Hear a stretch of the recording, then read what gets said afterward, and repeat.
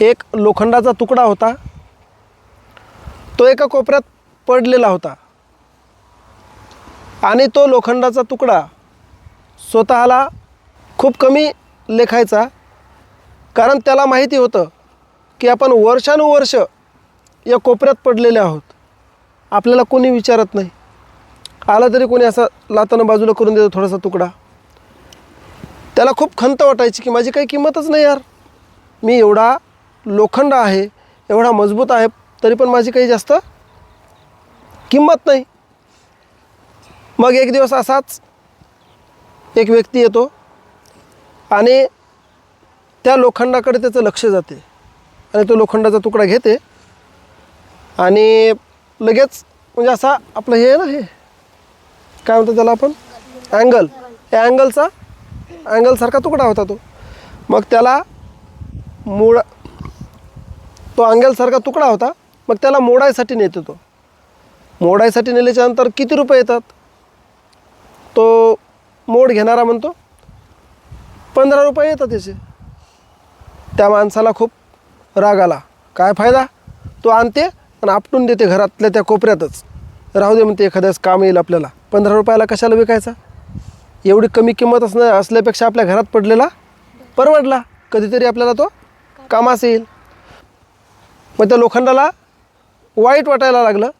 त्याला एक दुसरा व्यक्ती भेटला आणि तो लोखंड म्हणाला, अहो दादा, माझी काहीच किंमत नाही हो, मी एवढा मजबूत असून. अरे बाबा, तुझी किंमत वाढवायची आहे का तुला, तू जा, मंदिरात एक साधूबाबा बसलेले आहेत, त्या साधूबाबाजवळ परीस आहे. परीस माहिती आहे का तुम्हाला? आता या गोष्टीतून कळेल तुम्हाला परीस.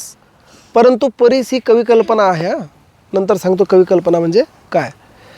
तर तो व्यक्ती त्या लोखंडाला म्हणाला की तू काय कर, एक त्या मंदिरामध्ये साधूबाबा आहेत त्याच्याकडे जा आणि त्यांच्याकडे परीस नावाचा एक दगड आहे, तो दगड तुला स्पर्श केला की तुझं सोनं होते.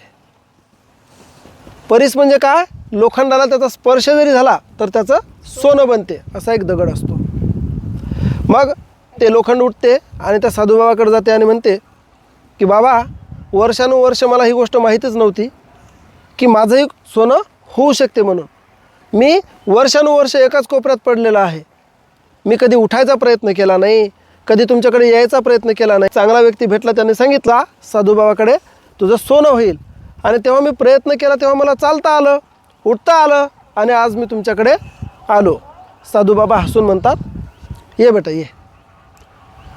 काय म्हणतात, ये ये, आलास तू, ये.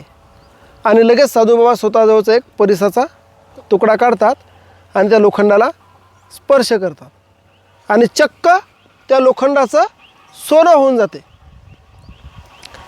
लगेच ते लोखंड आनंदानं म्हणते, वा वा, मी सोन्याचा झालो, धन्यवाद साधू महाराज, धन्यवाद साधू महाराज. आणि साधू महाराज त्याला म्हणतात की बाबा रे, हे काही परिसाची कमाल नाही, परिसाचा फक्त गुणधर्म आहे की लोखंडाला सोनं करणे. परंतु खरं सोनं बनायची सुरुवात कधीपासून झाली, कधीपासून झाली, जेव्हा तुला वाटलं की माझी किंमत नाही आणि जेव्हा तुला असं वाटलं की माझी किंमत मला वाढवायची आहे, तेव्हा तू स्वतःहून उठून कुठे आला, मंदिरात आला आणि तू परिसाच्या संपर्कात येण्यासाठी धडपडू लागला की परिसाचा स्पर्श झाल्याच्या नंतर माझं सोनं होईल. आणि तेव्हापासून तुझं सोनं होण्याची सुरुवात झाली आणि आज तू सोनं झाला. काय शिकायचं या गोष्टीतून? या गोष्टीतून हे शिकायचं आहे की प्रत्येकाकडे एक परीस असतो. म्हणजे मग तो तुमचा मित्र असेल, तुमची मैत्रीण असेल, तुमचे शिक्षक असतील, तुमचे गुरु असतील, तुमची आई असेल, तुमचे वडील असतील, किंवा हे सगळं सोडून एखादी अदृश्य शक्ती ज्याच्यावर तुमचा विश्वास आहे, ते परीस असते. आणि ती शक्ती किंवा ती व्यक्ती तुमचं आयुष्य बदलून टाकते. म्हणून जे मोठे मोठे लोक झालेले आहेत, खूप उंचावर गेलेले आहेत, यशाच्या खूप उंचावर गेलेले आहेत, त्या प्रत्येकाच्या आयुष्यामध्ये कुठला तरी एक परीस असतो.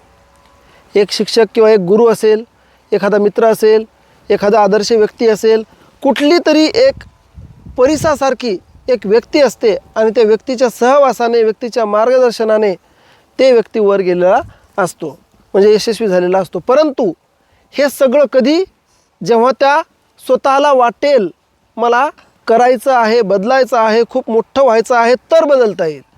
जर त्या लोखंडाला वाटलंच नसतं मला माझी किंमत कमी आहे, माझी किंमत मला वाढवायची आहे, तो जर गेलाच नसता त्या मंदिराकडे, तर त्याची किंमत वाढली असती का? तसंच आपलं आहे. जर आपण स्वतः ठरवलं मला मोठं व्हायचं आहे, मला काहीतरी मोठं करायचं आहे, खूप मोठं बनायचं आहे, देशासाठी, समाजासाठी, आईवडिलांसाठी, माझ्यासाठी, सगळ्यांसाठी काहीतरी मोठं काम करायचं आहे, हे स्वतःला जेव्हा वाटते तेव्हा तुम्हाला आपोआप एक परीस मिळत असतो त्या त्या क्षेत्रामधला. आणि तो परीस, ते मार्गदर्शक तुम्हाला त्या वाटेवर जाण्यासाठी नक्की मार्गदर्शन करत असतात. मग तोच फक्त तो ओळखावा लागतो. आणि त्या ओळखल्याच्या नंतर त्या परिसाच्या स्पर्शाने, म्हणजे त्या परिसाच्या मार्गदर्शनाने आपल्याला त्या वाटेवर चालत चालत जाऊन यशस्वी व्हावं लागतं. म्हणून काय करायचं? परीस शोधायचा. परीस हा एक कविकल्पनेचा दगड आहे. म्हणजे परीस काय आहे? परीस कविकल्पना आहे. जसा चातक आहे, चातक पक्षी जो फक्त पावसाचंच पाणी पडतो, म्हणजे पावसाचंच पाणी पडते आणि पावसाचंच पाणी पिते, अशी एक कविकल्पना आहे. परीससुद्धा कविकल्पना आहे. हे खरं आहे का? असा एकही दगड वगैरे नाही की त्याचं लोखंडाला लागल्याच्यानंतर सोनं होईल. असं जर खरं असतं तर काय झालं असतं? ज्याच्याकडे आहे त्याने लोखंड असतं, हे लोखंड लावलं सोनं, लावलं सोनं, सगळीकडे सोनंच सोनं झालं असतं. जी गोष्ट खूप जास्त उपलब्ध आहे त्याची किंमत कमी असते. सोनं कुठेही दिसते का तुम्हाला? किंमत जास्त. लोखंड कुठेही दिसते? किंमत कमी. म्हणून ही गोष्ट आपण लक्षात घ्यायची आहे की परीस हा जरी समजा कविकल्पना आहे, एक काल्पनिक गोष्ट आहे, परंतु आपल्याला त्यामधून हा बोध घ्यायचा आहे की परिसासारखे अनेक आपल्या आयुष्यामध्ये व्यक्ती येतात. आपण ती ओळखून योग्य व्यक्तीच्या मार्गदर्शनात आपण समोर जायला पाहिजे. आणि जर समजा योग्य मार्गदर्शक भेटला नाही तर एकटंच बरं. वाईट संगत नको, वाईट मार्ग माणूस नको, वाईट व्यक्ती नको, कुठलीच गोष्ट वाईट आपल्याला नको. असं असेल तर एकटंच बरं.